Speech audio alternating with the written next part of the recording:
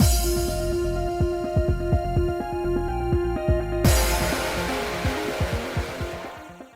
guys, it's Spacey Sins, and we are back with more Winner's Wish, continuing the Castletown Common route just into Chapter 3, and we just ran away. I mean, we didn't really run away, but we were with Kuga, and then we just, I have something only I can do, and we have no idea what she was doing, but she just, left Kuga in the fucking road.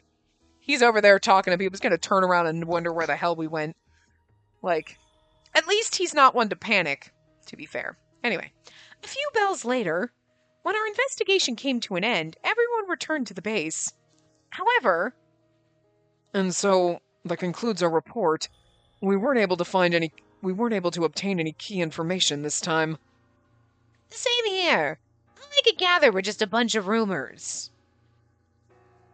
How about you, Spacey? It was the same for me. There seemed to be more emotional imprints all throughout Castletown, but I think those were from the townsfolk. After hearing the reports, Miyagi let out a big sigh. We're in quite the predicament. If only Miharu was conscious, maybe we could have learned something. Right. Up to this point, we were only able to get testimonies from the victims. So, what are we gonna do? Doing nothing will only give us more victims. And with the Kamakiri growing stronger, I wouldn't be surprised if the next victim is found dead. If only we could at least encounter the Kamakiri when they return to the crime scene. And it's not like this is something that can be solved with more manpower. As I listened to everyone's conversation, a certain fact started to form in my mind. If nothing changes, it'll be impossible to defeat the Kamakiri. I guess I have no choice but to use that method to solve the case. Are we gonna... She's like, as I was listening, I was thinking about it, and I was like, are we gonna volunteer to be the sacrifice? Are we gonna be like, I'll go out with my hair flowing by, la la la, look at my glorious hair, and I'm gonna be the bait? Is that what that method is? I'm gonna be the bait? Because I didn't get that was what she was thinking when she, flashed back. Because when she was there, you saw the room, which was... It looks like all the, row house rooms that we've seen with the first victim girl and then with Otone and whatever. But, so I'm like, I'm not sure. I'm assuming you were flashing back to Otone, whatever. But then it was like that, and it's like, what? Or we're going to volunteer to be bait? Is that... Because I wouldn't be shocked. You know what I mean? When I made up my mind, I shot my hand up in the air. I have a suggestion. What is it? How about I act as bait? Yep. Knew that was coming. Not a shock. I mean, wait, hold on. Oh my god, we're gonna act as bait? What? Why? Okay. Was that good? Good? Convincing? Did you fall for it? Did you think I was... Okay. Huh? Miyagi's shocked. The atmosphere turned completely frigid at my off-the-cuff suggestion. It's not really. In particular, Miyagi anxiously grabbed my shoulders, looking incredibly pale. What are you saying? I can understand you're upset because your friend was a victim, but that's going too far. I'm not acting out of desperation. Everything considered, I thought that this was our best option. In order to convince Miyagi, who looked worried, I calmly and carefully chose my words. I mean, okay, wait. Although, to be fair, this is... I know, it was bouncing around in my brain. It was waiting to stop bouncing like a ping pong ball in there. I know someone else was thinking, we were technically, in a way, bait for Tenichibo too. You know what I mean? But it was different. It was like, we were like, I'm just going to pretend to be into him or whatever. And this is what's funny about that. It just occurred to me now, and I was like, well, in this one, we're like, I'll be the bait. And in that one, they're like, Spacey, you should put on a bikini and flaunt your wares in front of him and try to get him to sleep with you. What? Okay, it wasn't exactly what they said, but you know what I mean. They were like, you should pretend that you're in love with him because he's into you. And you're like, no, and they're like, yeah. And you're like, no, what? What is wrong with you? And in this one, we're volunteering for it. So at least we're being we're volunteering instead of being voluntold. Anyway. If I became emotional here, there was no way anyone would listen to me. When I looked at Yuichi and Kuga, they were listening to me as if nothing was wrong. Yuichi mentioned before that there are 3 shared traits between the Kamakiri's victims, right? First, they're all women. Second, they all have long and beautiful hair. And lastly, they were all attacked at dusk. Technically, I meet all of the conditions, though I'm not sure if my hair is beautiful. But if it's nighttime, I don't think they would see my hair that well, so long hair alone should be enough. If I were to walk alone at night on the streets, chances are the Kamakiri would show up, right? That's true, but who will ever love you if your hair is short? Is that what they're going to get at? Like, you know what? Get over it. I explained as much and gently held Miyagi's hands and lowered them from my shoulders. You're like, calm down, sweetie. Calm down. Look at him. He's just like, he's kind of adorable. He's so sweet. He's going to go home and his wife's going to need to comfort him and be like, it's okay, sweetie. It was her choice. It's all right. You could just simmer down, boy. Like, I mean, I know what he's thinking, like, but women's hair is very important, so it is more than just like, whatever, it'll grow back. It's more than just that. Like, modern society, you're like, it's hair, it'll grow back. It's different. I mean, I'm sure there are other cultures in different places where even in modern times, hair is more important than to most people in the West, where you're like, it's also a personal thing, but like, I can chop my hair off. It's hair, it'll grow back. You know what I mean? Like, I don't have that connection. That's a personal thing. But, like, in this time period, we know that it's very important. So, I get what he's thinking, too, is like, but then they're going to chop your hair and then your hair. But it's like, we're going to be like, yeah, but I trust them to stop the thing before it comes at me. You know what?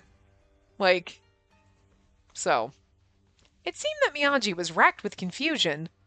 As if to show that state, the threads on his neck were a mix and jumbled of various colors. A mix and jumble of various colors. Wow. But why did you suddenly decide to... I answered the question honestly. This is the only option. I'm doing what I can. I'm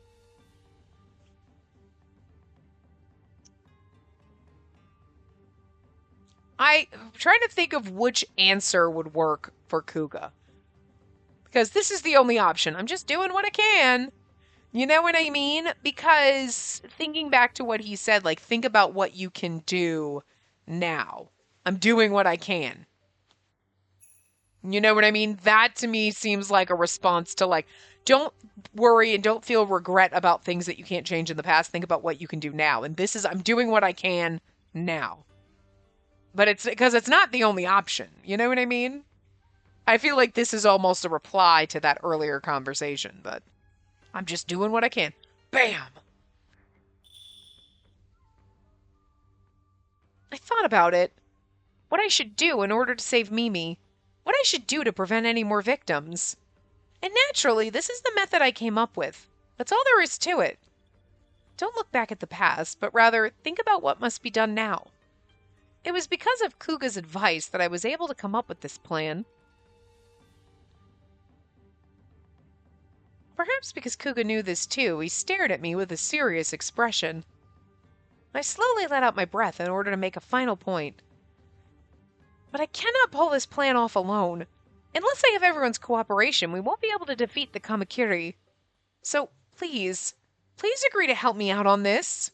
Well, I mean, that's the point. I'm not going to just volunteer to get my hair chopped off while no one's going to attack it. I'm going to act as bait. You guys attack it. I trust that you'll stop it before it cuts my hair off. Worst case scenario, it cuts my hair off and you kill it. Hopefully. Super worst case scenario, it chops my hair off. I die because it's getting stronger and you still don't catch it. And then that would suck, but my voice echoed in the quiet room. I trust them. For the first time, I felt like Yuichi and Kuga's expressions changed just a little.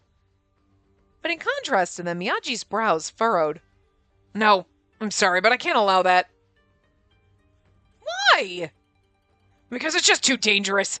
You're not used to fighting, and there's no way I'd let a novice act as bait. If you lost your life as a result, I wouldn't even know what to say to the Shogun. Can we call up Kinji? Because I was like, who the fuck are you going to have act as bait? But in my head, as I was like, who the... Kinji. I answered myself in my own brain, but seriously. Kinji will dress Kinji up like a woman. He has long, beautiful hair. Is it because I'm part of the Hakuseki clan? There's that too, but I'm genuinely worried about you. This is what he gets. This is what we get for him being, like, such a super husband and girl dad. Okay, this is what we get. Because, like, if he wasn't married, he'd be like, I don't know, that seems dangerous. He's like, oh my God, no! What? No! And it's not because he thinks we're weak as a woman. He's like, oh dear God, I would never let anything hurt you. You know what I mean? It's just a little overprotective like that. After this incident, I kept worrying about whether my wife or child would be attacked next. Okay, see, I told you. As my subordinate, you're no different. So your suggestion is... I think she should try it. I think we should get Kinji in here to do it. But then that would defeat the purpose. Just when Miyagi was about to shut down the conversation, Yuichi, who had been silent up until now, butt in. Miyagi blinked owlishly at the unexpected interruption. Well, blinked owlishly at this unexpected interruption. I can read words. We know I can't. Yuichi, what are you... I don't know if she can pull off being the bait, but, well, if we help her, that shouldn't be an issue. We've taught her some martial arts just in case, so at the very least she'll be able to run away from enemies. Isn't that right? Yes. I grabbed at Yuichi's unexpected lifeline. Then Kuga, who was standing at Yuichi's side with a cool expression, also began nodding quietly. I love you, but don't buy my headset. Lord Miyagi, I also agree with her suggestion. Kenjiro, you too! What she's saying is right. There's no other way to solve the case in this situation other than to draw them out with the bait. But he probably couldn't accept it from an emotional standpoint. Miyagi still refused to agree. Oh, but women are emotional. I'm just kidding. Lord Miyagi, she's no longer our guest. Spacey is now a member of the Oniwaban. Protecting the citizens of Edo is her duty. This is the first decision she's ever made since she joined us. Shouldn't we be lending her our strength? No. I told you not to bite my headset, and then you want to petties. You do not bite me that hard. I'm not in the mood for your bullshit. She's being bad bird. Don't be bad bird. Stop it. Please, Miyagi. I just want to help everyone, too. As I made a last-ditch effort to plead my case, Miyagi lowered his head as if in thought. Stop it! No biting headsets! I could only assume that he was torn between following his conscience or sense of duty. But after what felt like an eternity, Miyagi slowly raised his head. I understand. I'll accept it. Miyagi nodded his head, albeit begrudgingly. Though he must not have wanted to accept the plan, he likely understood that it was the only logical option. Thank you very much. But if you ever feel in danger, I want you to back off immediately, regardless of the plan's success. Do you understand? Miyagi said emphatically, and I, as well as Kuga and Yoichi, nodded. And that was how the decoy strategy I presented became a reality. I love you, but stop biting at my face. You're being very feisty and very jerkish right now. At night, the wind feels lukewarm. A step forward, then another step. I was walking alone down a pitch-dark road. The road where Mimi had reportedly collapsed was oozing with spiderweb-like emotional imprints. As soon as we got permission from Miyagi, we finished our discussion and decided that the strategy would be put into place that day. I couldn't see them, but Kuga and Yoichi were supposedly hiding nearby. While Miyagi wasn't participating in the plan itself, he had made arrangements from behind the scenes so that we could pull it off smoothly. There isn't anyone at all. Considering what happened yesterday, I guess the townsfolk wouldn't be walking around at night. Which means I should look pretty appealing to the Kamakiri right about now. How did Mimi feel walking here yesterday? When she was attacked by the Kamakiri, how terrified must she have been? Mimi... As I thought about Mimi, so too did I think of the many, many memories from our past. I could remember when we first met, as well as when we lived as sisters in the village. The days we used to spend laughing with each other. The clearest memory of all was when she was chased out from the village and had to leave. I kind of forgot about that because I was wondering, I'm like, why did she leave if we were there? Like, did she choose to leave? Okay, I feel like they told us this when we first ran into her in the super common route, but I don't remember it. Mimi, are you really leaving? I'm sorry, Speezy. I can't be in this village anymore because they found out that I'm a farm folk. Don't make that face. Munenori's still here, so you'll be all right. You might even be able to make some friends. I don't need them. I don't need any friends except you, Mimi. When everyone looks at me, their threads become a weird color. I mean, you're the only one. You're the only one who talks to me like I'm a normal kid. If you're gone, then Spacey. I'm sorry. I know you'll feel so lonely because of me. But you know what I think? I think there's a good reason why you were born with that power. A reason? I mean, think about it.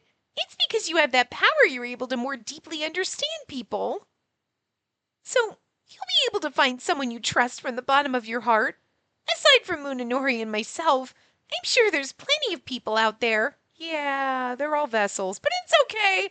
I don't mind our little robotic man harem. And if you do find someone like that someday, I'd be so happy.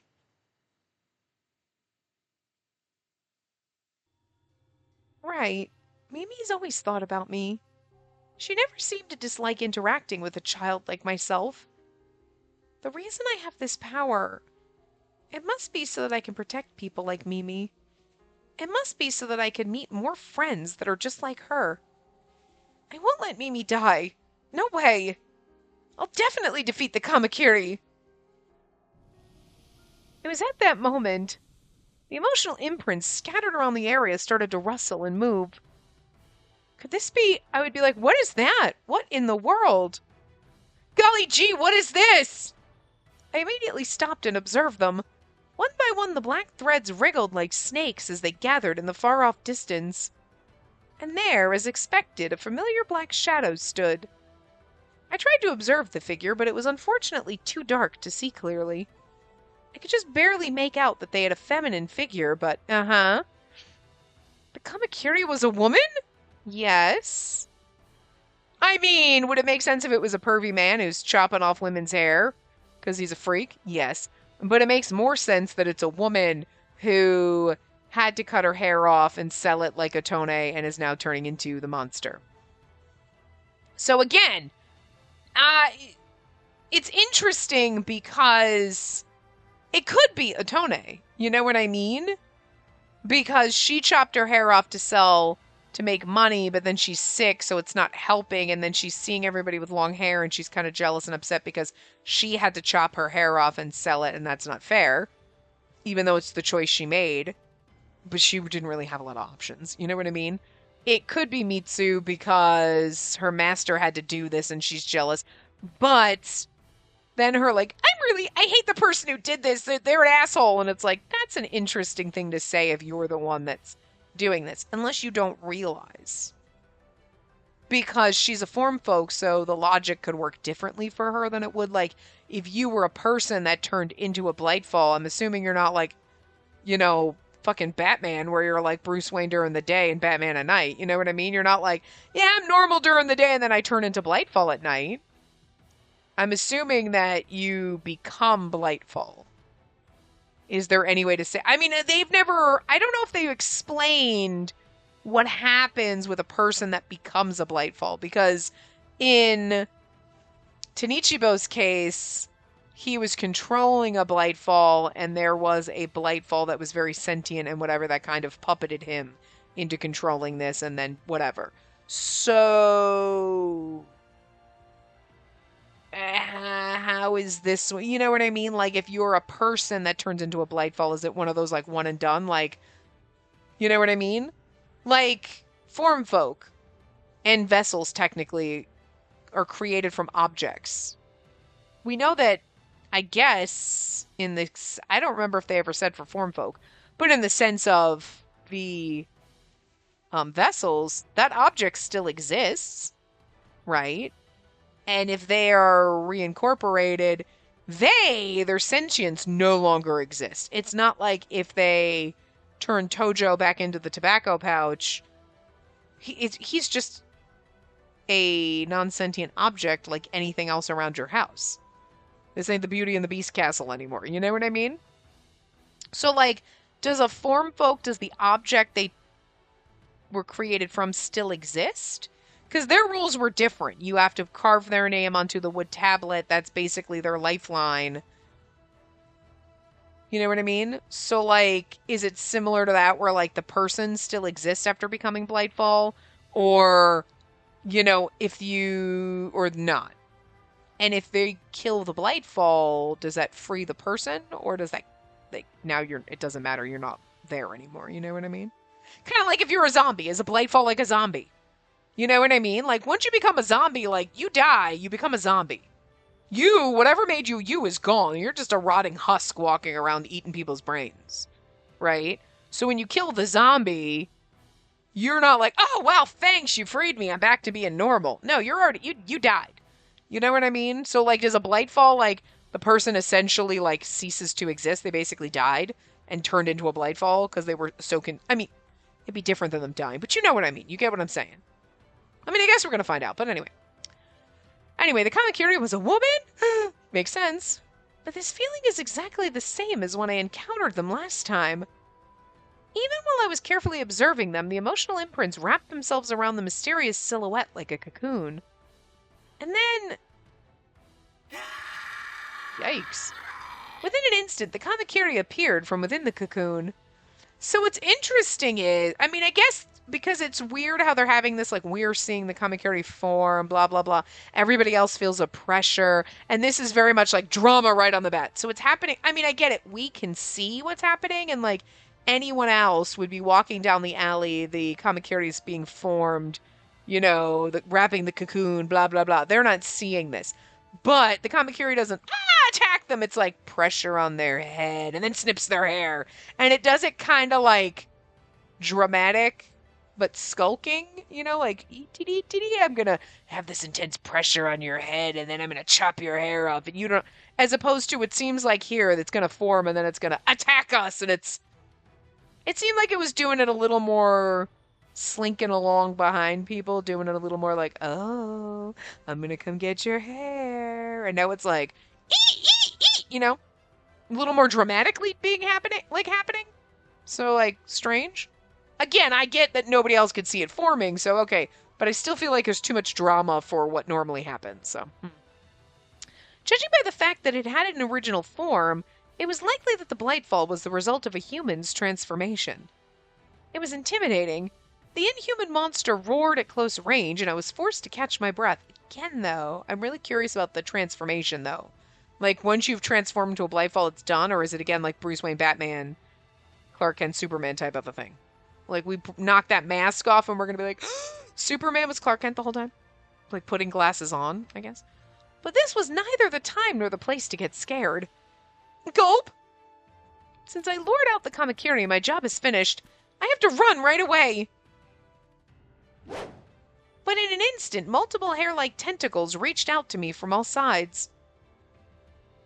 I never even thought that I'd be able to control so many tentacles at once. In the blink of an eye, it managed to grab my limbs, and I was slammed down against the ground. So, I wonder if this would be similar like the pressure people feel, because they're not aware of what's happening, so it would be like a pressure to them. They're like, wait, I feel like I'm being pinned down. And us, it grabs us because we go to make to run. So maybe that's slightly why it's different. Gah! I completely let my guard down. To think that the tentacles could stretch like that. I should have learned how to dodge lots of attacks from Yoichi. Is there any way I can escape from here? Grab your knife. But the tentacles had an elastic quality and I couldn't tear them apart. And because the tentacles were holding me down, I couldn't even take out the dagger that was supposed to be my saving grace. Because, okay, well, there you go. Not only that, the tentacles appeared to be able to suck the energy out of whoever they tied up. That's, again, probably the pressure thing. Okay, so at least they kind of worked around the fact that it seems way more dramatic and intense than what happens to other people. But other people would be like, something feels strange, and then it would hold them down, rip their hair out, like cut their hair. But they don't see what's happening. Because we can see it, we're like, ah! And then we were gonna run, and it's like, fuck no, you're not. If someone was in the alley and felt spooked and started to run, it'd probably be more dramatic like this. Like, okay. I was beginning to see stars in my vision and felt like I'd faint if I relaxed. That was only in the last few seconds. Let's go, Yoichi! Understood! Then Kuga and Yoichi leapt out from the shadows of an alleyway. The two of them had already unsheathed their swords. It seemed they'd planned on defeating him in one fatal blow. However, as soon as the Kamakiri took notice, it started to withdraw its tentacles, pulling me in along with them. It was going to use me as a shield! Yoichi! Yeah, I know. Of course, since it had done that, Kuga and Yoichi couldn't swing their swords. The two of them redirected their swords at the last second and instead sliced off the tentacles around us. Thanks to that, the tentacles binding me loosened up just a little. Now! Using that opening, I pulled out the dagger that was still hanging from my obi. So long as I have a weapon, I can escape on my own. No way! But it seemed like it had no intention of letting its hostage free so easily. The Kamakiri made what I could only describe as a scream and immediately sent several tentacles my way. Dodge, dip, duck, dive, and dodge, girl! It must have wanted to reinforce its bindings. What should I do? I can't escape with that many coming at me. If I don't do something... Spacey, watch your enemy's movements carefully. As soon as I heard that voice, the confusion and panic in my mind instantly vanished, replaced by a calm sense of order. At the same time, my head played back all of the things I'd learned in training. That's right.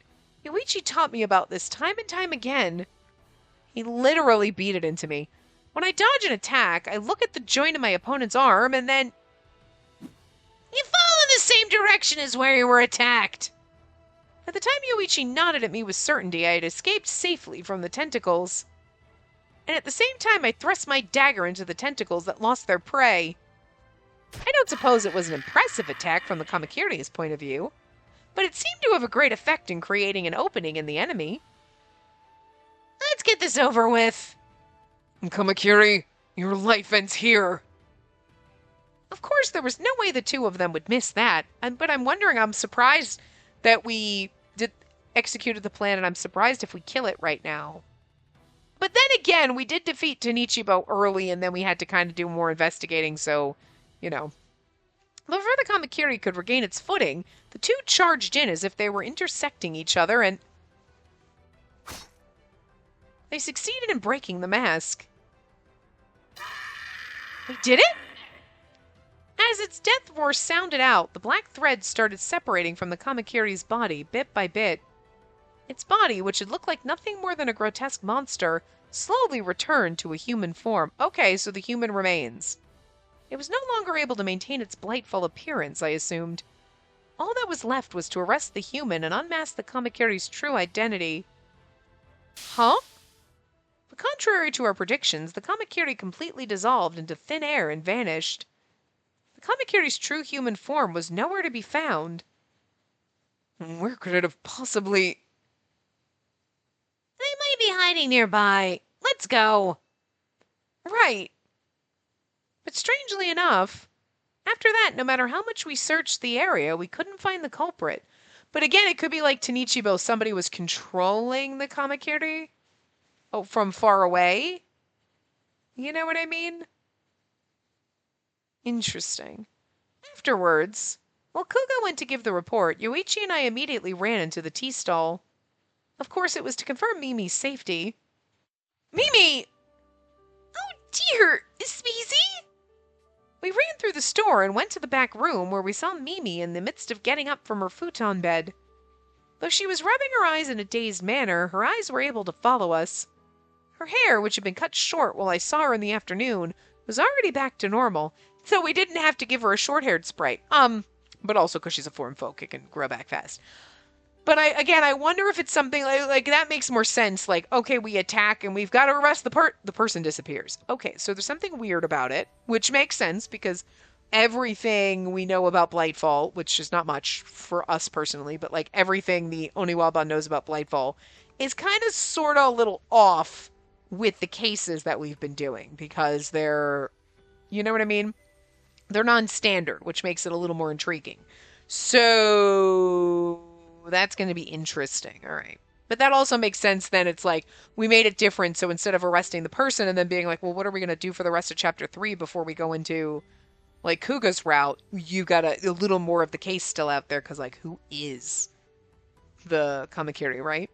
So, Mimi, are you feeling okay?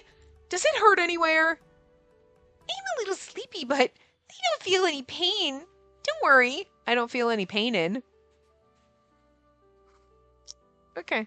All right, I'm just saying, Tim. Jesus. As I entered the room and drew closer to her, Mimi smiled at me as if trying to calm me down. Miharu woke up. Yes, that's right. She just woke up a few moments ago. Upon seeing Mimi safe and sound, it finally felt like we had solved the case. She must have been freed from the curse after we defeated the Kamakiri who put the curse on her. The other victims who had been talking about their sicknesses must have recovered as well. I'm so glad. I'm really so glad. My, what's the matter? You're crying like a child, and here I thought you'd grown up already. You're never too old to cry over your friends. Or you're never too old to cry, just in general. Tears welled up in my eyes from all my emotions, and Mimi put her arms around me to give me a hug. But then, oh, dear! Before that, Mimi stopped in her tracks. When I looked to see what was wrong, she was staring at the palm of her hand with a curious expression on her face. What's wrong, Mimi? Wait, do you still feel unwell? That's not it. It seems I've been holding on to something this whole time. A chip from a wooden tag? And when she said, like, her hands were clenched into fists, I was like, she's holding on to something. I should have said it. I was like, she's holding on to something. And then we let it go, and I was like, we'll come back for it. Don't worry. But I was thinking, and I wish I had said it. But, like, I think it was obvious. I think we all knew. Now that you mention it, Mimi, you've had your hand clenched the entire time you were passed out, right? Is that related? Was that what happened? But when did I get this? When I peered at what Mimi was staring so intently at, I saw what appeared to be an old piece of wood. Uh-huh! It's Mitsu's I told... All right. Yep. On top of it having a blackish color, there were a few emotional imprints clinging to it. Whatever it wasn't good news. Girl, come on. Put your pieces together. You just saw Mitsu the other day. It's not like you saw her, like you noticed it, you know, when you first talked to Otone. Or, you know, whatever, which was like days ago and so much has happened. Like, you literally talked to her yesterday. Mimi, where did you... I wonder where... Ah, I remember now. I picked it up when I was attacked by the Kamakiri. Back then I tried to fight back by swinging my arms, and then they dropped this thing. Yeah, that's right. I was holding on to it this whole time. So that piece of wood is evidence. It's hard to tell where exactly the thing came from. The black piece of wood that was in Mimi's hand. As I looked at it, I felt a bizarre sensation. Okay, good. I've seen this somewhere before. That's right. What I saw back then must be... Yoichi peered at me, curious to see why I suddenly fell silent. It doesn't ring any bells. Yoichi, I know what this is. You're joking. I'd never joke at a time like this. Go get Kuga. We have to go to this thing's owner immediately. I got it. I came back to my senses and asked Yoichi, who immediately got moving. Now, I don't know why she's sus, but obviously she's sus. But, like, was she doing it on purpose? Did she not know she was doing it? She was just so angry. You know what I mean? Like, it could have been, like, an unconscious... Like, you know what I mean? Like, Tanichibo was using the Blightfall to get attention from who he thought was his dad and, like, whatever. And he was kind of conned into it because he's a simpleton. And, like, Mitsu could have just been so angry about what was happening to Otone that she's not in control of what's happening to her. You know what I mean? Like she's got the blight, like it's like she's just getting, and it's just happening, and she's not. Like she's turning into the Hulk, like she just doesn't know what's happening. You know what I mean? Like she knows, but she can't control it. Meanwhile, Master, I've brought you water. Otone silently continued to sleep in the room, lit only by a candle.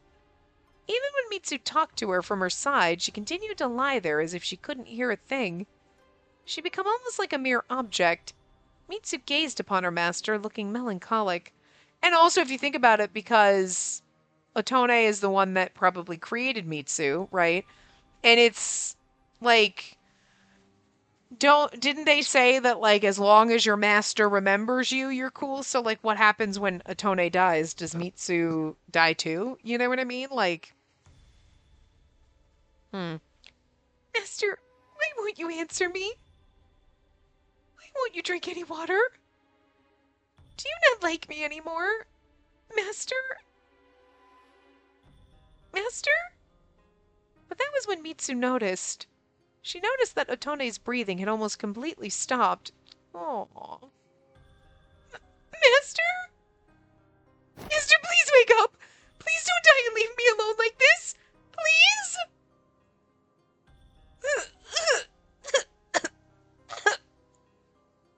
But the second she latched herself onto Otone, Mitsu curled up in pain. By the way she coughed, this was clearly a dangerous act that would likely shorten her lifespan. Master! Master! Then Mitsu, on the verge of tears, placed her hand against Otone's cheek. Otone's skin was already becoming cold as a corpse. I mean, this is so fucking sad.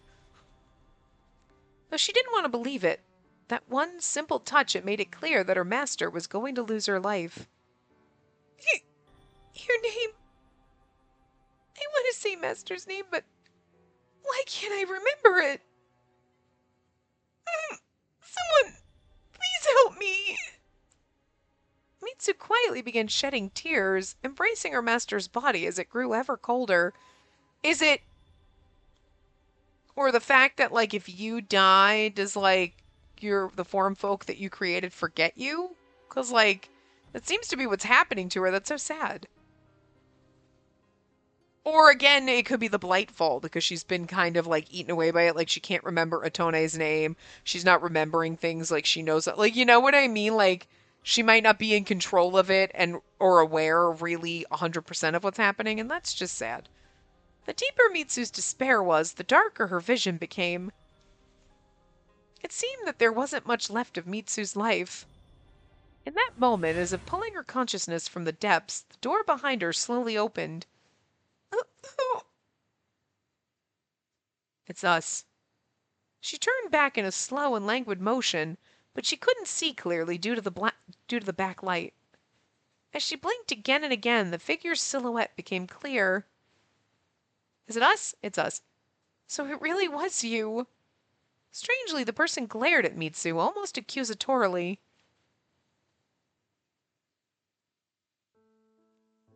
In simple terms, they were in the black thread-woven nest of a Blightfall. A pitch-dark space where not even a sliver of moonlight could shine in. That's really sad. So it really was you, accusatorily. It's like, I mean, I guess we're like, it was you. Because we don't know her story and, like, how sad this is. Like, I don't think she had full control over it. I don't see she was like, good, I hated them all. They all suck. I don't think that that's, you know what I mean? Her anger and her pain caused, and you know what I mean? So that makes it sadder. Mitsu was curled up in its center, and she turned back in a stilted motion. You are... Mitsu was nestled against the black cocoon as if protecting it. Unless... That cocoon was most likely Otone. Or is Otone the one that did it? Well, no, because we know it was Mitsu because the wood chip. To my eyes, she seemed so shackled by the black threads that I couldn't even tell if she was human. That was how badly she was imprisoned by the emotional imprints. Now I'm confused as to who it was. I mean, I figured it was Mitsu because of her upset or whatever, and it could have been Otone, but, like, why was Mitsu's, like, chip? Why was the chip from her wood's, like, carving thing there? You know, if it's not her. Without saying a word, both Kuga and Yoichi approached silently. Their hands were placed firmly on the sheaths of their swords. What is it? What do you plan to do to Master? If you stay still, then we won't draw our swords. There's just something we wish to confirm. After he made his one-sided request, Kuga forcefully grabbed Mitsu's left hand. When he did so, I could see that she still had the broken wood tablet tied around her wrist. The room was dark and I couldn't see clearly, but the wooden tablet appeared stained black like I'd thought. Stop! Don't touch my tablet! Naturally, Mitsu twisted to get away. But being caught by one hand, she was powerless.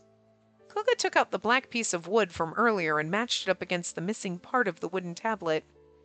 It was a perfect match. So then, that means... Mitsu, so you were the Kamakiri. At Kuga's quiet but clear accusation, Mitsu's eyes widened. I'm the Kamakiri? It was believed among the Oniwaban that form folk were unable to become Blightfall. Normally, one would assume that the owner of the form folk with the corrupted tablet, Otone, would be the Kamakiri. But after Otone collapsed from her sickness, her neighbors testified she hadn't set a single foot out of the house. In other words, there had been no way for her to even commit the crimes. If that was the case, it was natural to think that Mitsu herself was turning into a Blightfall. So again, it's something unusual and unexpected, but also she doesn't know. Like, she doesn't know she's doing it. Like, that's so sad. Please, Mitsu, if you're really the Kamakiri, own up to your crimes. You could be the one causing Otone to be in such trouble. However, Mitsu didn't respond to our calls and merely lowered her head. A hair-raising tension filled the area. Even though we defeated it once, we hadn't yet dealt the final blow. That was why Mitsu was here without any injuries. Which means we can't say there won't be another battle here. Think of it. But within the charged atmosphere, Mitsu slowly raised her head. Her expression was not the painful one of earlier. It was brand new, fresh, like a weight had been lifted off her shoulders. I've been having these weird dreams lately. Dreams? A dream where I cut people's hair. I appear from behind women walking at night and I hold down their heads.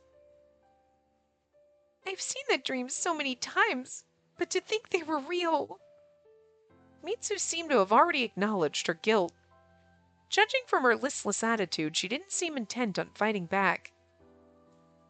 After Master cut her hair and became sad, I kept on thinking, maybe I could take someone else's hair and make a wig for my master.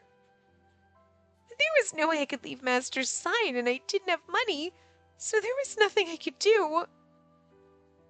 Is it my fault that Master is sick? Because I'm here, Master is... As her words continued to flow, emotional imprints slowly welled up from Mitsu's feet. Mitsu's emotions towards Otone were so strong that they had most likely turned her into a Blightfall. As proof, the emotional imprints springing forth from her were tangling themselves obsessively around Otone. No choice but to break the tool. Huh? It's like she says. To save Otone, we have to do something about Mitsu herself. To do that, we gotta break the form folk's weak point. The tool that she's made from. The way I see it, it's the only way. Ouch. And apparently, when a form folk becomes a Blightfall, breaking their mask alone doesn't seem to do the trick. You saw it in the battle earlier, didn't you? In the end, the Kamakiri vanished into the air, which means we have to do something about the main body. It'd be best to exterminate her before more people are hurt. Mitsu, you're okay with that, right? Then Mitsu glanced at Otone next to her. It was too dark for me to see anything, but I guessed that she was able to see the face of her bedridden master.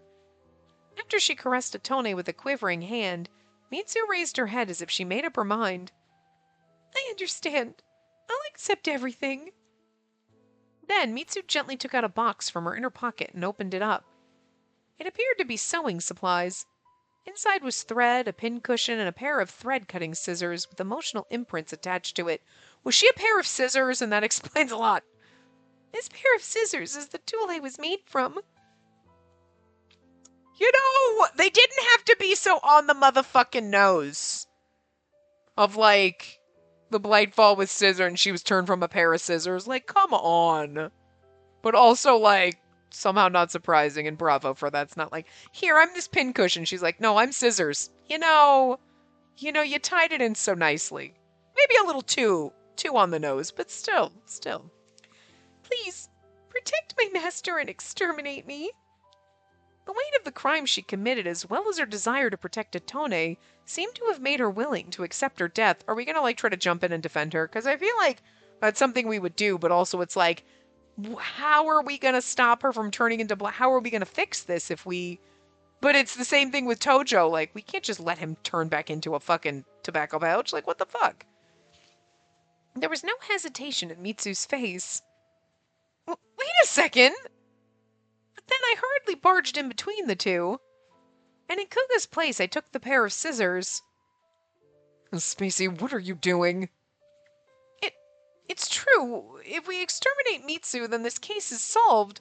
The Kamakiri will never appear again. But will Atone be happy with that? What? Atone seemed to really care about Mitsu. Even if her sickness is cured, I think she'll be sad if Mitsu isn't there. Upon hearing that, a complex look came over Mitsu's face. In her heart of hearts, she must not have wanted to say farewell to Atone. She'd only accepted it because there was no other way. That's probably true, but now's not the time to be saying that. Unless you have some other idea. Could you let me try something just once? Try what? Are we going to try to use our Hakuseki clan powers that we've never used and never been able to do anything and be like, cleansed?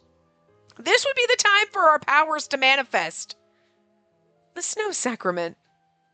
Then the two of them widened their eyes just a little. My answer was probably beyond their expectations. How many times do we have to tell you? The snow sacrament can only destroy its target. It's impossible to save someone who's become a Blightfall. That's true for a vessel, but there's a chance that a snow sacrament conducted by a human, by a member of the Hakuseki clan, could be different. When I used it on someone who wasn't a Blightfall, on Mimi, it was a failure. But what about using it directly on the Blightfall themselves? Please, I'm asking you to let me try it. Kuga and Yoichi looked at each other with troubled expressions. You're like, please, just let me... Wait. Magic healing power. No, bullet wound didn't close. Okay, I guess I don't have magic. You know what I mean? Like, what's the worst that's gonna happen? Nothing? Okay, then we crush the scissors. You know what I'm saying? Just let me try. You know she's gonna do it. You know she's gonna do it? Because otherwise that'd be, like, just worse than if she's like, really? There's nothing else we can do? And they're like, nope. And she's like, man, that sucks. And then they kill Mitsu. You know what I mean? Like, that would suck, but you'd kind of be like, wow, I can't believe they didn't find a loophole for this, but also, I guess I understand, and ouch, you know? But I really doubt the game's, let me just try! And they're like, okay, and you're gonna be like, nope, didn't work. And then they kill Mitsu. You know what I mean? Like, that'd be fucking bullshit! You didn't have to go that hard to make us sad, you know? So... I mean, it's worth a shot. Indeed. We'll call it an opportunity to assess the Hakuseki's power. Let's have her try it out. They nodded to each other as if convinced, and then both Yoichi and Kuga took a step back.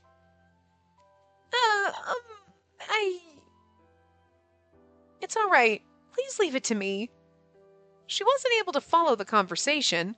I clutched the scissors in front of Mitsu, who was still spawning emotional imprints. Cutting the emotional imprints with the scissors. Snip, snip, snip. They're tiny scissors. Then I placed my other hand onto my chest in order to sort through my own thoughts. They have to be tiny if they were in a tiny little box inside her pocket. Like, how big is the pocket that you have a big-ass pair of cutting scissors, is all I'm saying, you know? When everyone does the snow sacrament, it looks like they imbue power into the blade and use it to cut through stuff. But I'm not doing this to hurt anyone, it's to save them. In that case, my snow sacrament should be. My determination was firm. In the same position, I closed my eyes and started a prayer in my mind. When it came to praying, I'd done it the entire time I was living in my village. At the time, I was only able to think about what was happening to myself, but it's different now. Ever since I arrived in Edo, I had so many new encounters. I learned that there were so many people living in this world, and that I was living with them too. So now, I can pray for others from the bottom of my heart. I pray that Mitsu and Otone can get better, that the two of them can continue to live peacefully from now on. The sins that the Kamakiri committed may never be forgivable. But even so, I thought it was wrong that she would have to pay for it with her own life. Then, in that moment, the palms of my hands housed a gentle heat. Look at that. When I opened my eyes in surprise at the warmth, light shone out from my hands. This is... No way! As the light grew stronger, the emotional imprints that covered the entire room evaporated, as if melting away into the air. They were then cleanly swept away not only from Mitsu herself, but from Otone's body as well.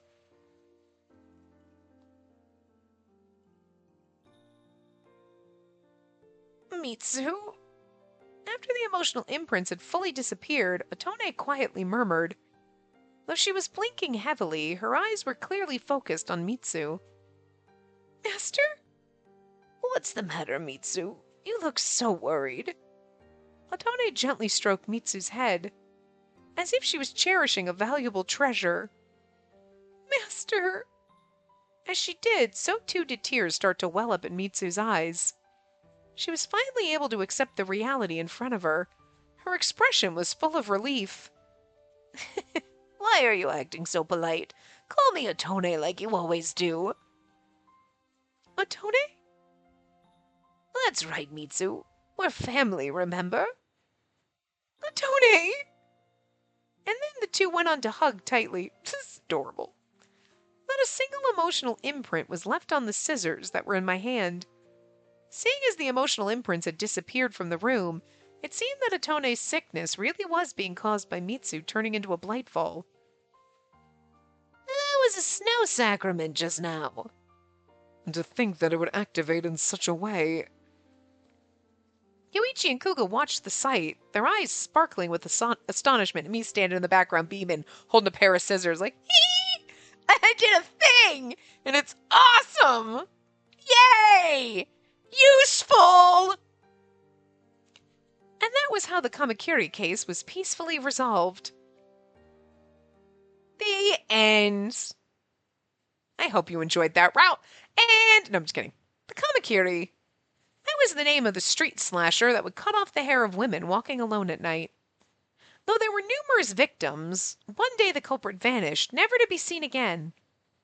Some said that one of the shogun's samurai defeated it. Others said that after collecting its bounty of hair, the monster was satisfied and moved on to the afterlife. Luckily, the victims all would recover immediately, and so the citizens of Edo gradually came to forget that the incident ever happened. Indeed, peace had finally returned to Edo. For now. You know what I mean? Alright, thank you for waiting. Here's our store specialty for you. Sieve tea and dango. As usual, the tea stall's poster girl's cheery voice sounded out in the air. But unusually, there was only a single group of customers in the store. And the reason for that was... Oh! Look! There's our little CG of everybody! Oh, you know what? I kind of wanted to see. I scrolled up. We don't have any other choices in this chapter. Interesting. Okay. All right. So we'll get to Kuga's...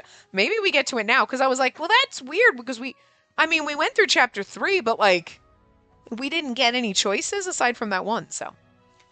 Today's on me, so order as much as you like. I'll bring you lots of snacks and tea. Thank you for the food. Yoichi, this dango here is pretty delicious. Want to try some? Miyagi doesn't look like Miyagi in the background. Miyagi has given me a little Tojo, like, for a hot second. Because for a hot second I was like, that's not like Tojo. Why is he giving, like, why does he have, there? You know what it is? It's the Labradoodle face that he's given me. He's given me Tojo expression. You know what I mean? He's like, ah! That's the face. You know what I mean? I think it's also, too, because you can't see his little tiny top knot. You know what I mean? You can't see his little ponytail up there. So it's so funny because then you're just like, that's so odd. You can't see the top of his head, so it doesn't look like him. Like, it's a little disjointing, but I love it. Look at our face. Why does Yoichi have 32 things in his hands? That's actually hilarious. That's what she's looking at. She's like, Jesus Christ, Yoichi. Yoichi's double fisting Dango over there. Nom nom nom nom. Yoichi, so cute. He's already shoveling it into his face. We were holding a party celebrating Mimi's full recovery. On top of a full reservation just for us, the tea stall was covering all the expenses as a show of gratitude for solving the case. What? Did you want this dango too? I'm not that greedy for food, okay? Right, Kamame? We just want to gracefully enjoy our tea. Where's Kamame? Oh, wait. I can't see her. Is she sitting on our cup? Is that supposed to be Kamame? I see no... oh, she's got her face in our rice, that's why. Okay. She's the little ball on our rice bowl. It's hard to tell. She's got her beak in the rice and her ass in the air. Okay. Speaking of... Hi, what you doing? Can you wait a minute? Cheep, cheep, cheep, cheep. Did you... It's your line. You know... Okay. You don't want to do it. Kamame, however, was rapidly pecking at the rice in my hand. Kamame! Graceful, huh? She's a bird. Kamame, I've prepared lots of rice, so don't be modest and eat your fill. Chirp, chirp! Look at her little eyes gleaming. That's how you... every time I have food, that's you. The adults next to us, Kuga and Miyagi, were calmly enjoying their tea. The tea in the store really is delicious. And this is my first time here, but it's really something. I should invite my wife and daughter next time. In any case, I'm so glad the case was solved without any problems. The Shogun was pleased as well. So what happened to Mitsu and Otone? A number of months had passed since then, but they still hadn't decided on what to do with Mitsu. It's been months? Damn. It was something that had always bothered me, so I took the chance to ask. I feel like it should be like a matter of like a days or a week or two or something, not months. That seems crazy. Oh, those girls. As punishment, we decided to have the two clean up crime scenes indefinitely. They'll be paid, of course. Which means they'll probably be able to live modestly for the foreseeable future. You know what? That's kind of sweet. They're like, you did all of this because she chopped her hair and she was broke, so she had to sell her hair. So you were going to have to clean up a bunch of crime scenes. But we'll pay you, so then you won't have to sell your hair and go evil. So, like, that's actually, like, really kind of nice. You know what I mean? Like, you have to pay for your crimes, so we're going to have you do some manual labor, but we're going to make sure we pay you for it so that you're not in the situation you were in that caused all the Blightfall to become you. You know what I mean? Like, that's just nice. I'm so glad. In other words, the shogunate had saved Otone and Mitsu under the guise of punishing them, which is so adorable. Where they had to sell their own hair to survive before, their lives would now be much more stable. Speaking of, I sure was surprised. Do you think that Spacey was working for the shogunate? I'm sorry, Mimi. We couldn't immediately tell you the truth. No, it's fine. After all, it's a secret job. Still, I'm glad you found proper work. You had me worried when you were doing that weird training. Yeah, sorry. At the time, we managed to convince her with a heavy-handed explanation. Normally, you'd be worried if your unemployed sister was undergoing training. Plus, I was surprised to hear about Yuichi. All this Last time I thought you spent your time playing, but now I hear you were doing such amazing things. Kuga was always a samurai and a serious person, so it didn't feel too out of place. Well, yeah, work is work. I have to say, Spacey did a fine job this time. And to think that you could return a Blightfall to normal. And this might even be a first in Oniwaban history.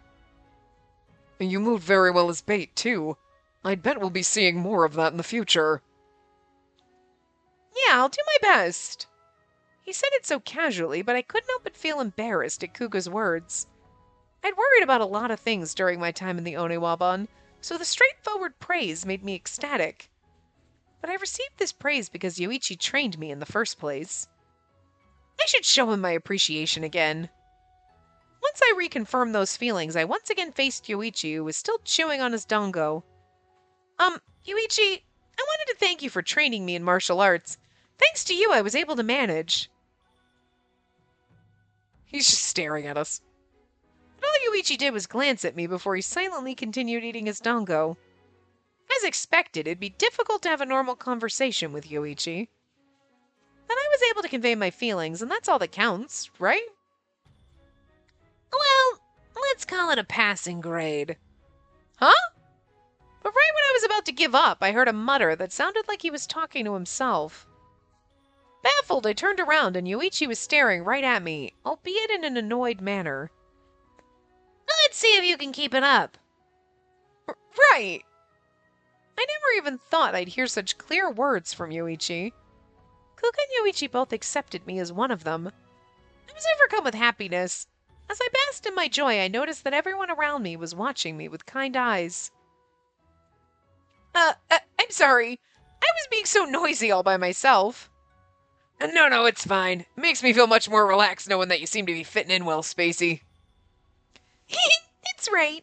I'm happy so long as you're having fun. Mimi!